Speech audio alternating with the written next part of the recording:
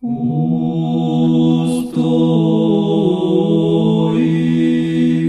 яко же светлость огня воссиявши благодать, вселенную просвети,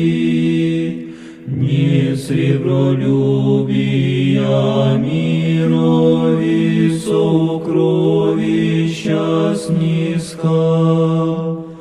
высоту нам смиренно мудрия показал, но Твоими словесы наказуя, Отче Иоанне Златоусте, моли слова Христа Бога, спастися душам нашим.